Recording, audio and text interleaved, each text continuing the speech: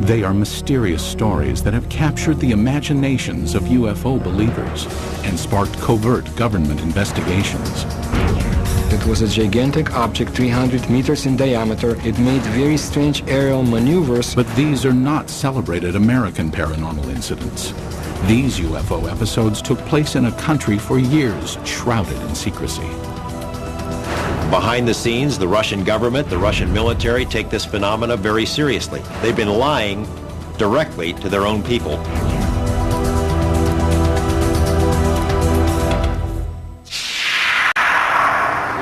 May 2002. In a remote area 100 miles outside of Moscow, an investigative team from Kosmopoisk, a group that studies UFO sightings, searches for signs of UFO activity. We are going to enter the forest. This is the place pointed out by local people to be the destination of different types of UFOs. Soviet ufologists have been active since the 1960s. They claim that for decades, thousands of citizens have witnessed the appearance of unexplainable objects in the skies over Mother Russia.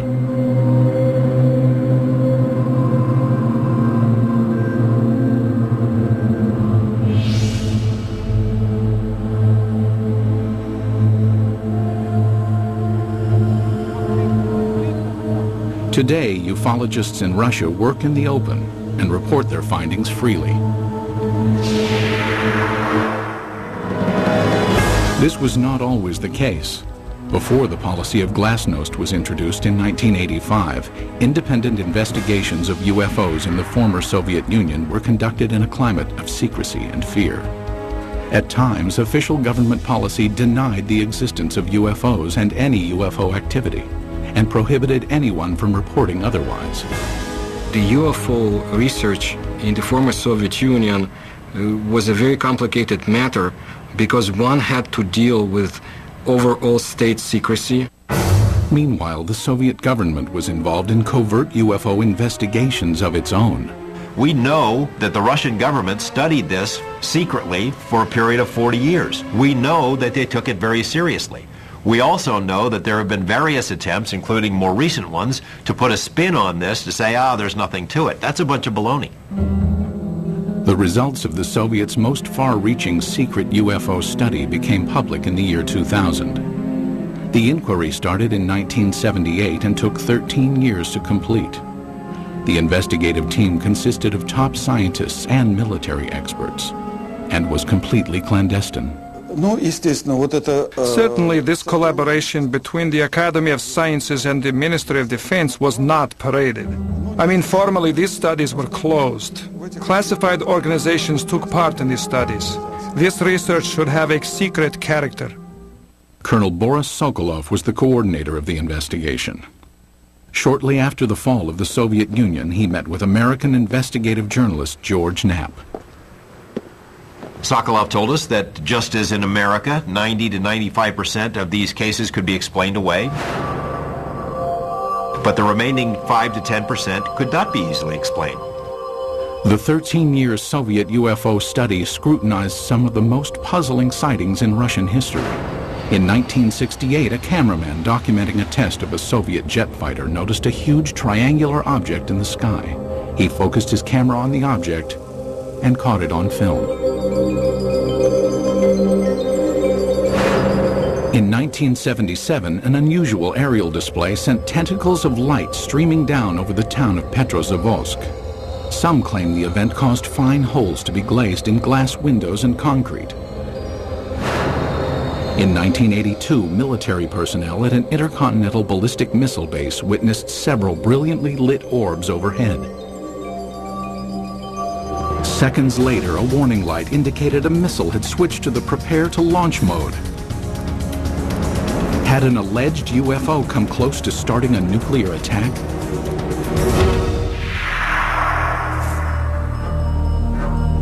UFO sightings over Russia are not limited to the recent past. Reports of peculiar-looking airborne objects date back centuries. However, no formal investigations were undertaken until the early 20th century, when an event of epic proportions demanded analysis. Tunguska, July 30th, 1908. In a remote area of Siberia, the morning calm was rocked by an explosion. The powerful blast was heard 1,000 miles away.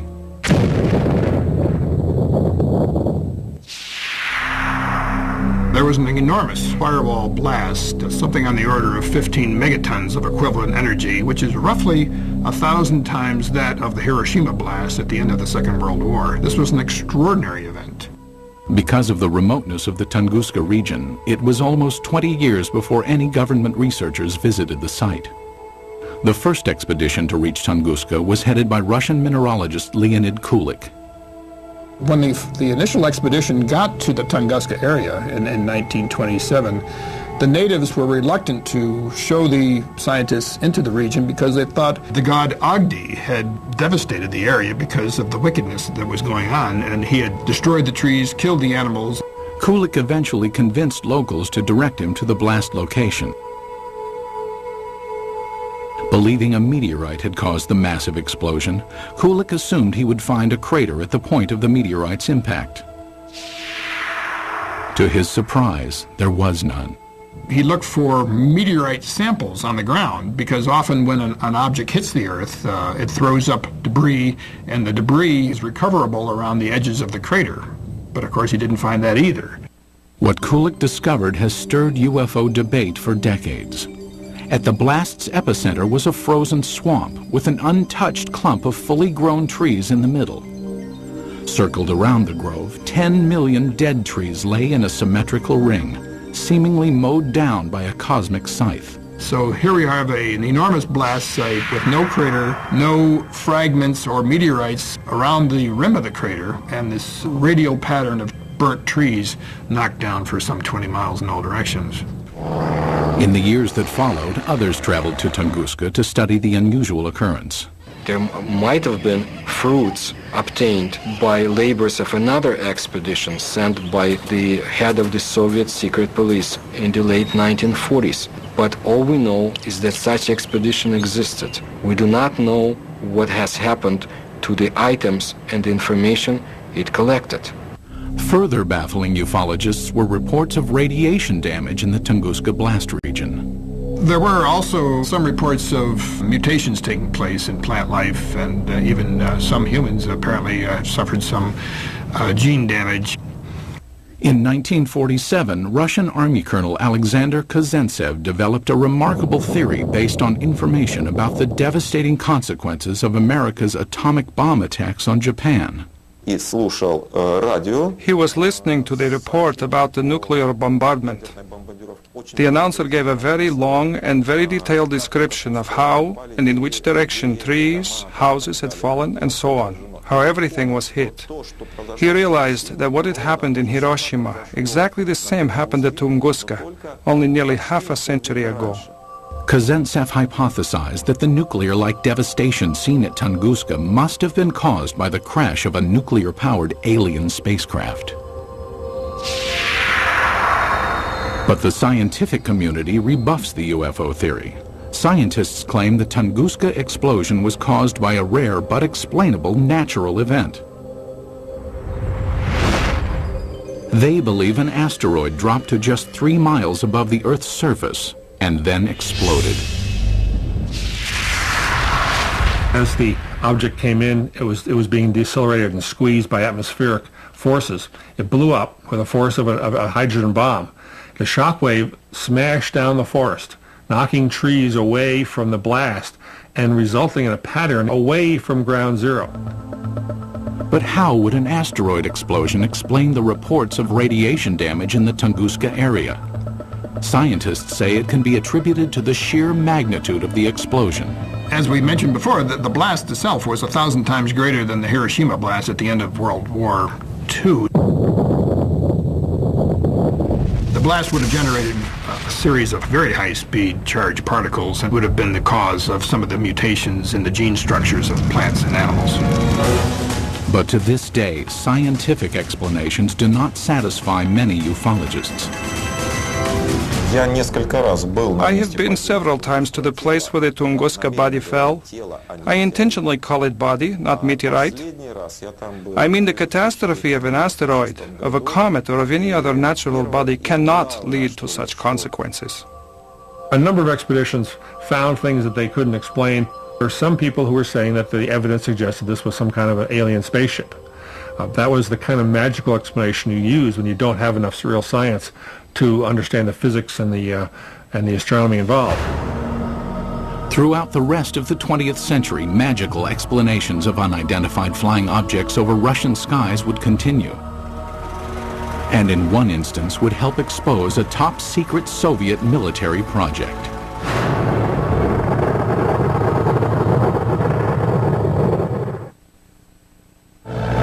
It was 1948.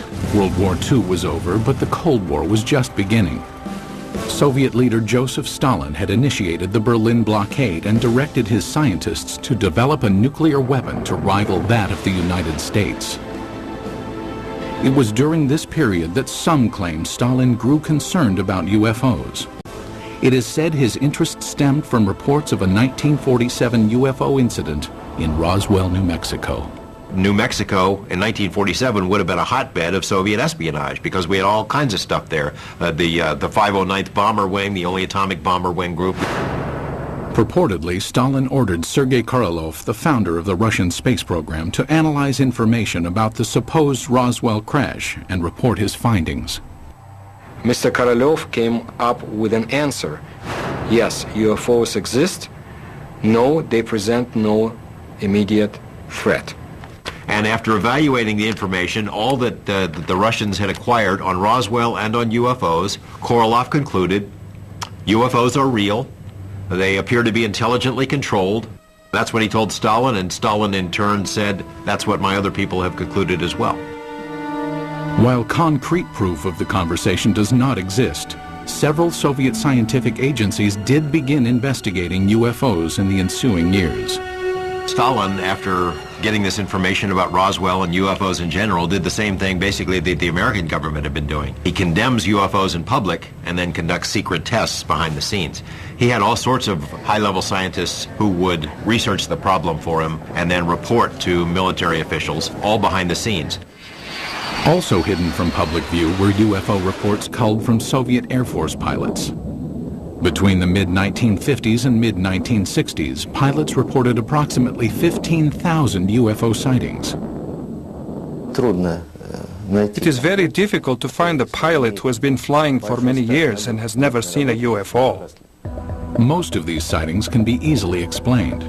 In an era of superpower distrust, flights of American spy planes and spy balloons were common over Soviet skies. But investigative journalist George Knapp, who has viewed portions of the Soviet UFO files, found some of the pilot sightings perplexing. There were 40 instances where Russian warplanes were sent after UFOs. This is not temperature inversion, this is not a weather balloon, this is not swamp gas, these are craft floating around in the airspace of Russia, and they sent warplanes to go chase them. While pilots continued to report strange objects in the sky, none could offer tangible evidence to support their claims. But in 1968, over the skies of Riga, Latvia, an alleged UFO sighting was caught on film. As a Soviet propaganda film crew documented a test flight of a fighter interceptor jet, the pilot noticed an unusual object high in the sky.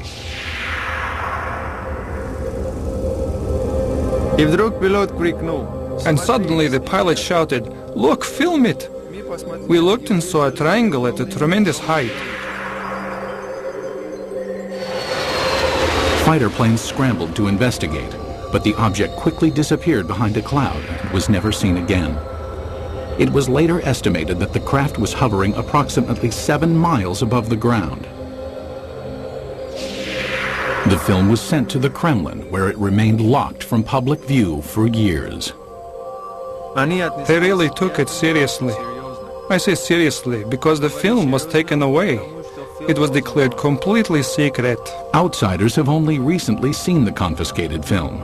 While some maintain the film is conclusive evidence of a UFO, Skeptics argue the vehicle was most likely a French-made high-altitude research balloon.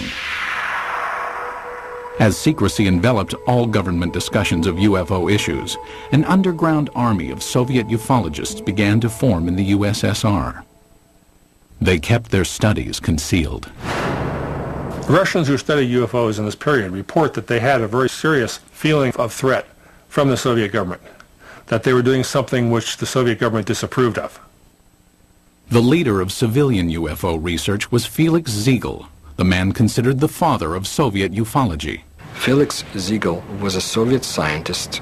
He was a doctor of mathematics and astronomy at the Moscow Aviation Institute. He made it his job to find out why are the strange objects or in the skies of his country.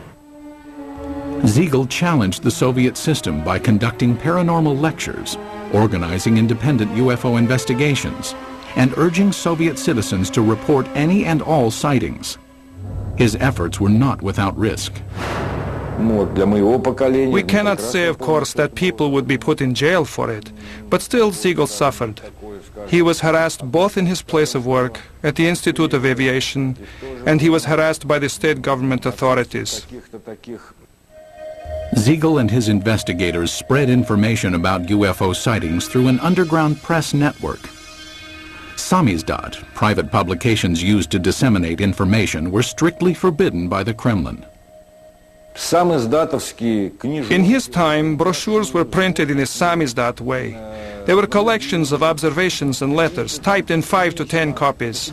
All materials were typed with the use of carbon paper.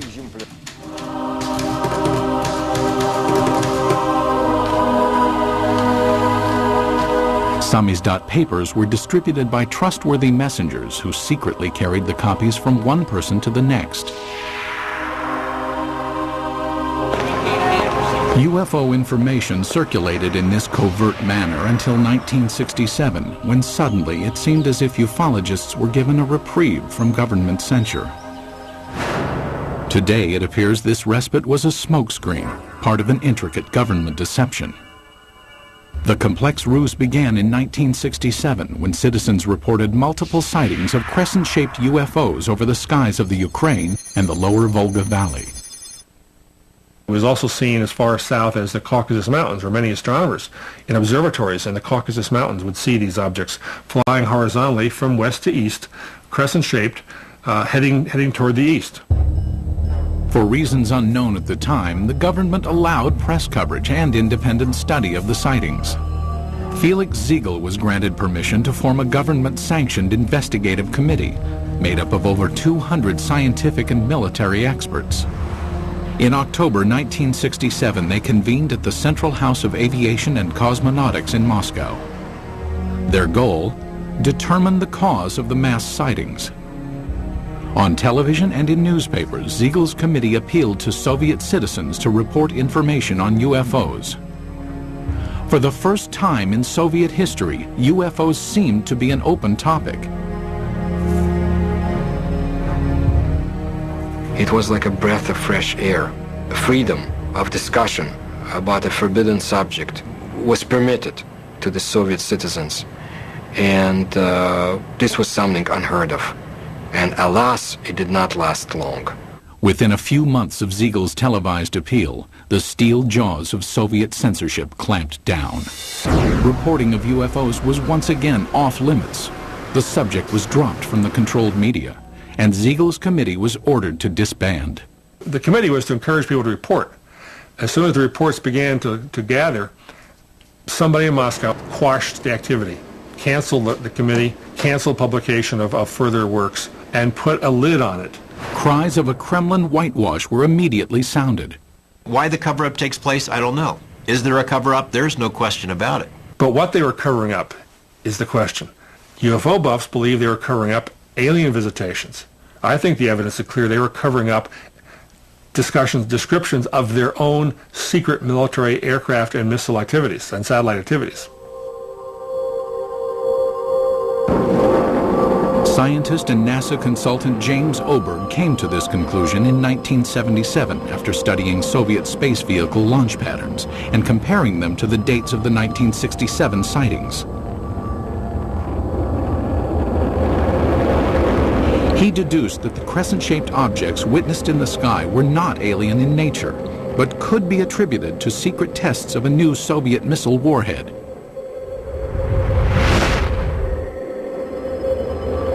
People in the area saw the rockets, especially at night, saw the streamers, the contrails in the sky, even heard the rockets. They were told by the government that there was nothing there, that it was not anything ours. It became a UFO phenomena. Later dubbed by the Pentagon as a fractional orbital bombardment system, the Soviets had good reason to keep the tests secret. It was designed to sneak under our radar as a first strike weapon. It was one of these scary things that you only build it if you mean to make a sneak attack. It was also illegal to have such a weapon because in 1967, the U.S. and Russia and other countries signed a treaty forbidding the placing of nuclear weapons into orbit. But why, after crushing public dissemination of UFO information for years, did the government briefly loosen its restrictions in 1967? It appears now to have been a deliberate ploy to fool its citizens and the international community about the true nature of the sightings. The Soviet government did not want the public to understand what was going on. They didn't want the Americans to know, for example, what was going on. It was a useful camouflage. It diverted people's attention. Because it was a UFO, Western journalists would laugh rather than investigate it. The cover-up by the Soviet government is in letting people think they're flying saucers. The strategy backfired when the extensive UFO data collected by Felix Ziegel's committee was published in magazines. The Soviet government realized what these reports really were. They're military secrets. Not described accurately, but accurately enough to be of use to the CIA if they ever caught on. The government said, "Oh my gosh," and other things in Russian, and said no more UFO reports get published in the Soviet Union. For 10 years, public discussion of UFOs was effectively brought to a halt.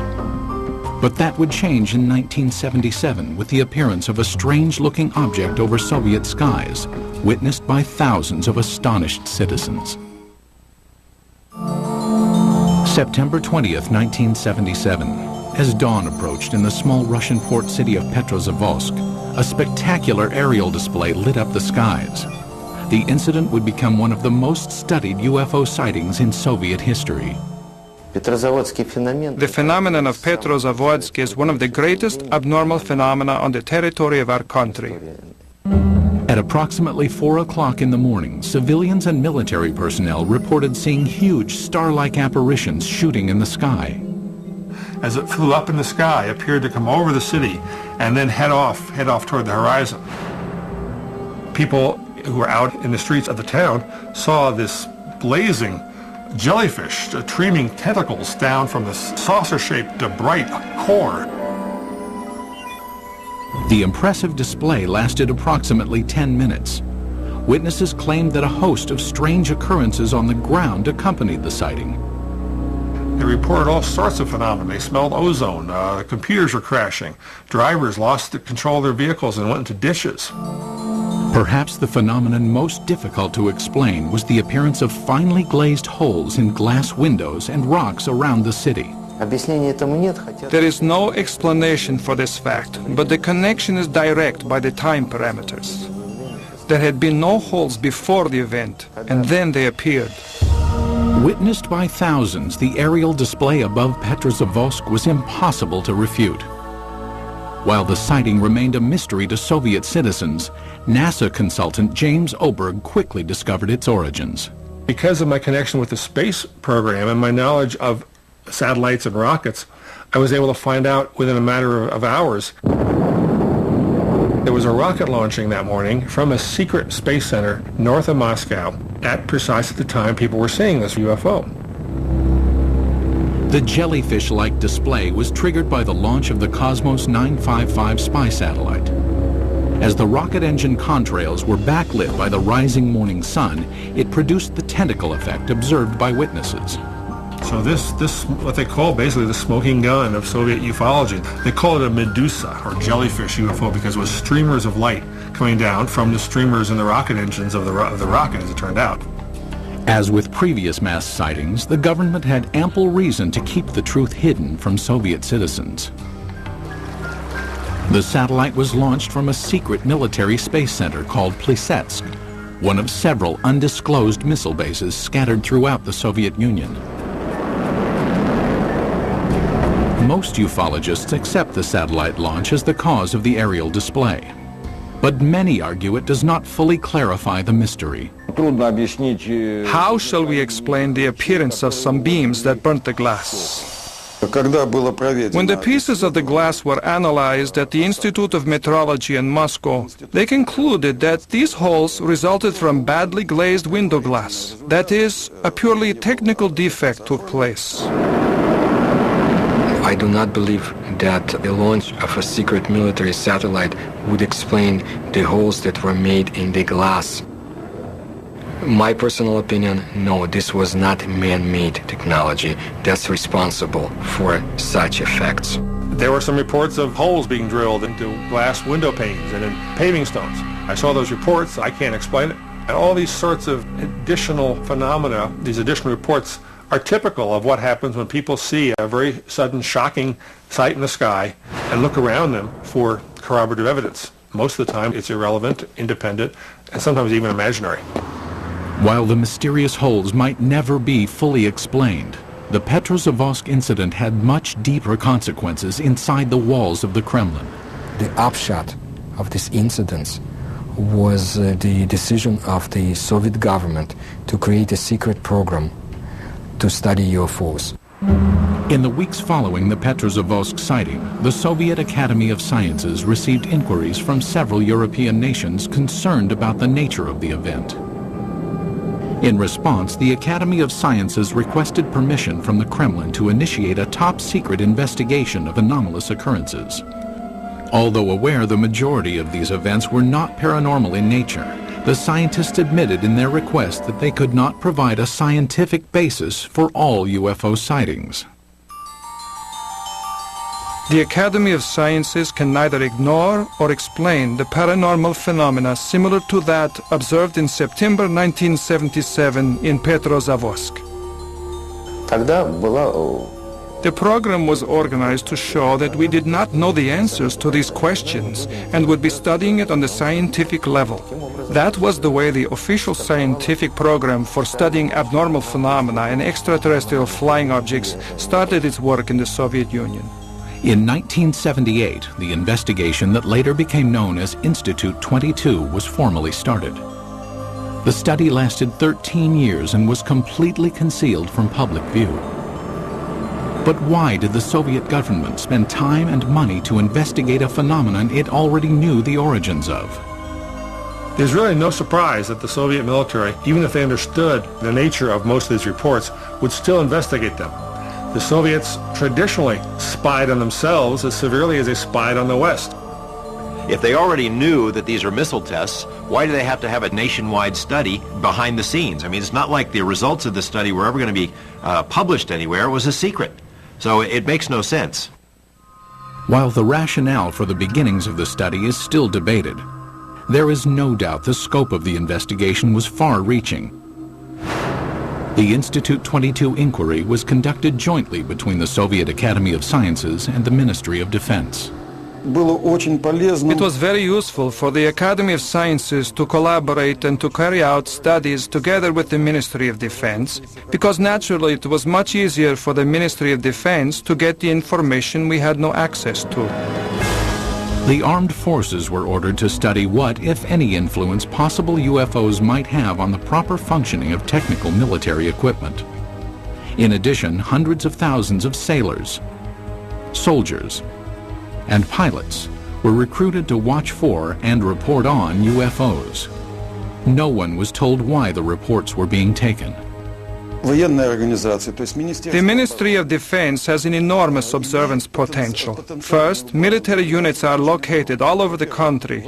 Second, unlike civil organizations, an order from the Minister of Defense is sufficient for making a potential viewer of each military man, and this was done.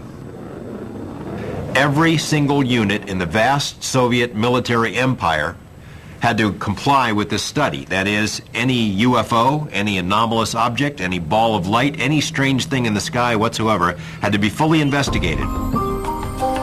Scientists were directed to investigate the physical nature of alleged paranormal phenomenon.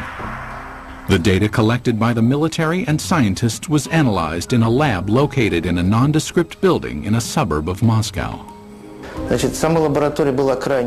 personnel of the laboratory were not numerous, not more than 10 people, and this number was never exceeded. But the specialists from almost all the scientific areas worked there, from a physician to specialists in radioelectronics, meteorology, and astrogeophysics. Practically all the specialists were represented there. It was done in order to study all possible aspects of UFOs.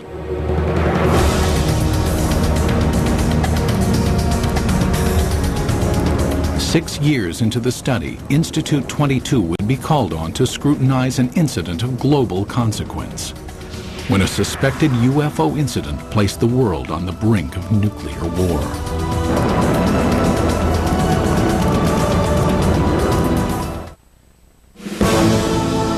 The early 1980s were a time of tense relations between the Soviet Union and the West.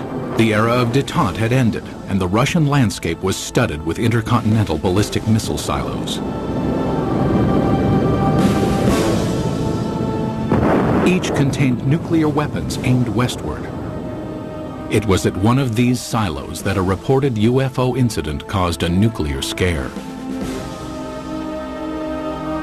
Today, this ICBM silo in the Ukraine is deserted, dismantled in compliance with a nuclear arms reduction treaty between the US and USSR.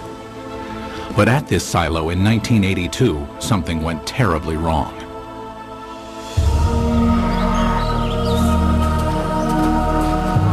It started at approximately 6 p.m. when soldiers and villagers in the nearby town of Bielo-Korovichi witnessed a strange object in the dusk sky. A military officer at the time described what he saw. I was riding a motorcycle not far from here. I saw a large object in the air. It had a perfect geometric shape.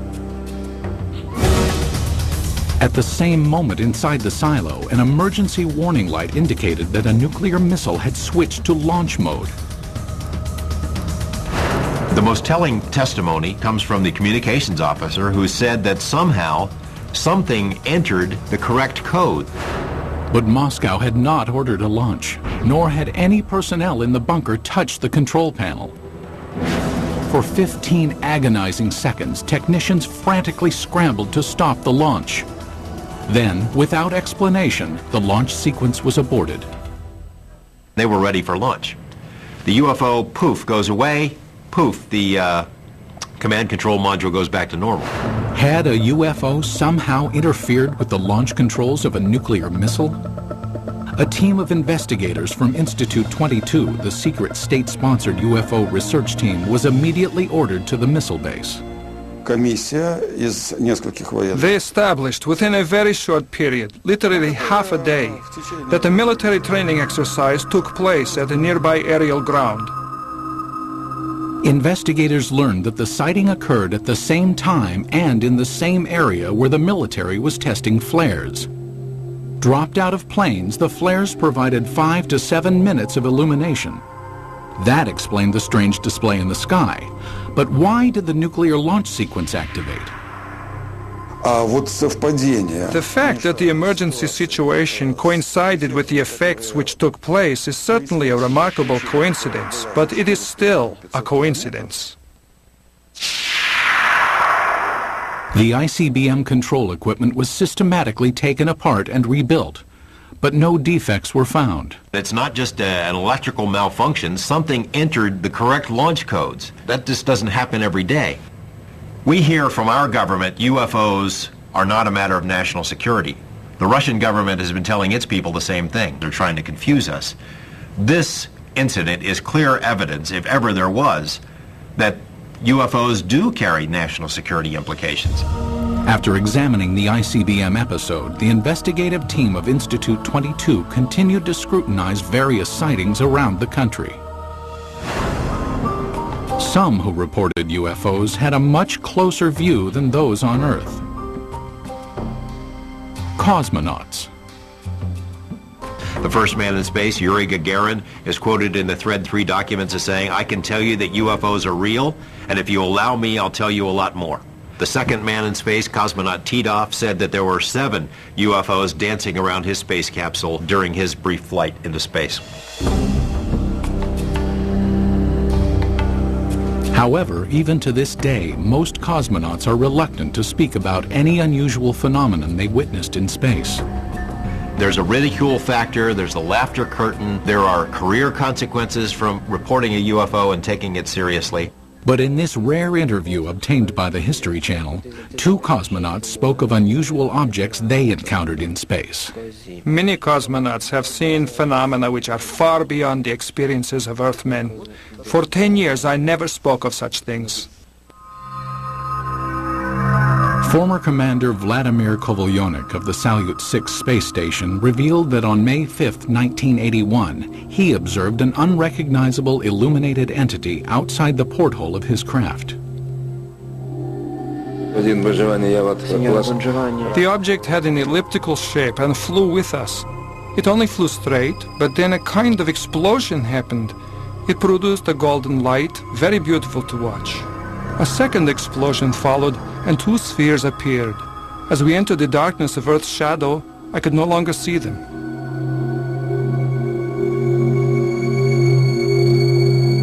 On a Mir mission in 1991, cosmonaut Musa Manarov managed to videotape an anomalous object during a routine docking procedure. I was looking out the biggest window. It was directly in front of me. I am familiar with the construction of all spaceships, but this was different. There is ongoing debate about sightings of unidentified objects by cosmonauts and American astronauts alike.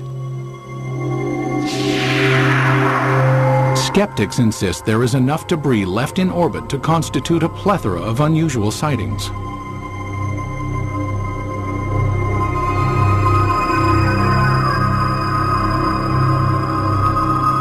As cosmonauts traveled amidst the stars, the 1990s saw major changes take place on Soviet soil. When the walls of communism crumbled, American UFO investigator George Knapp ventured to Russia, hoping to discover just what secrets the Soviets had been hiding about alien encounters. What he found was startling. Beginning in the mid-1980s, the leaders of the United States and the Soviet Union conducted several summits aimed at reducing both nuclear arms and tensions between the 2 superpowers. Shortly after one such meeting, President Ronald Reagan revealed he and Mikhail Gorbachev had discussed the topic of alien encounters. I couldn't help but say to him, just think how easy his task and mine might be in these meetings that we held if suddenly there was a threat to this world from some other species, from another planet, outside in the universe. We'd forget all the little local differences that we have between our countries. Reagan made 5 different public statements, including one to the United Nations, that, well, boy, wouldn't it be something if UFOs were suddenly a threat to us and we'd all get together? And so Gorbachev kind of responded, yeah, it sure would. You know, we would get together. Lo and behold, we did get together. You know, the wall came tumbling down, perestroika, glasnost. With the collapse of the Soviet Union came a new era of openness in Russia. Thousands of miles away in Las Vegas, Nevada, investigative journalist George Knapp, who had studied many American UFO incidents, realized the time was perfect to explore Russian reports. 3 years ago, we had succeeded in obtaining several hundred pages of secret Russian UFO documents and photos. Other Western journalists followed. Today, it's a new ballgame. The lid has been dropped on government UFO files, although there is still plenty of information to be found. It occurred to me, now may be the time to go ahead and try to find out what the Russians know about UFOs. It was a tumultuous, crazy time, but a wonderful time to be there as a journalist. In 1993, Knapp traveled to Russia and was introduced to Boris Sokolov, the coordinator of Institute 22. Like many government-funded scientific projects from the era, Institute 22's funding had been cut and the project disbanded. Sokolov provided Knapp with some of the recently declassified UFO files, containing information on the cases that were more difficult to explain.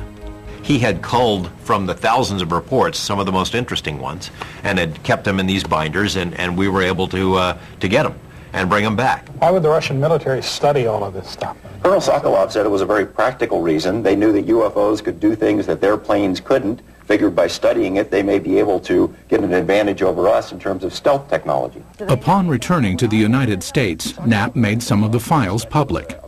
As a result, Colonel Sokolov was ridiculed by some back in his homeland. Officially, Russia was a democracy, but the communists still had a lot of influence. There were communist newspapers that attacked him broadly as being a sellout to Mother Russia. But the public scorn Sokolov endured was certainly less severe than the consequences he might have been subject to in the old Soviet Union.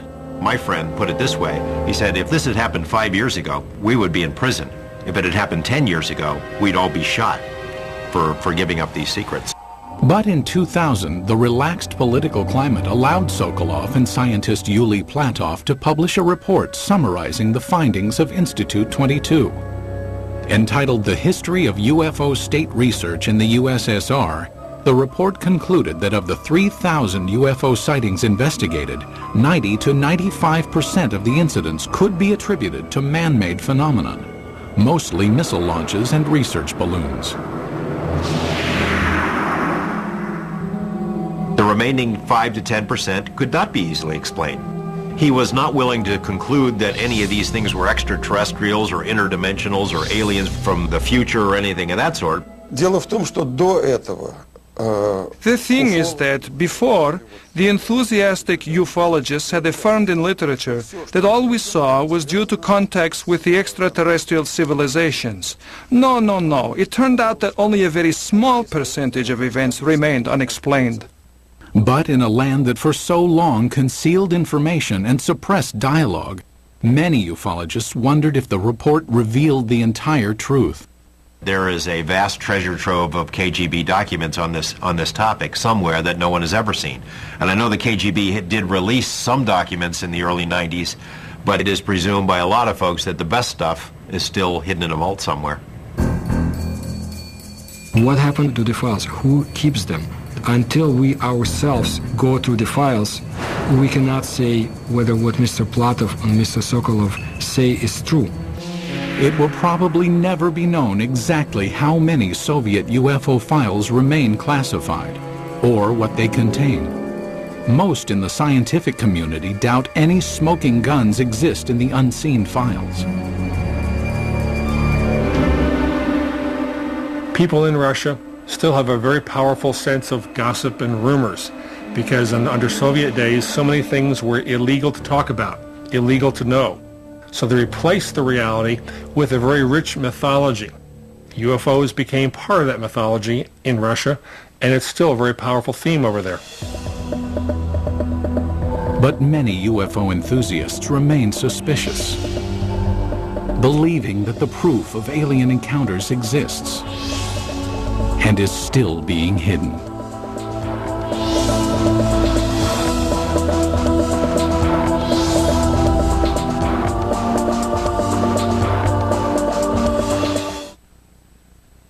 Looks like your everyday move for this team of mega movers. That is, until a massive hurricane threatens to foil the whole plan. Can this sacred structure withstand the forces of nature? It's not going to be a cakewalk. It's a race against time on Mega Movers. America Moves, tomorrow at 10 on the History Channel.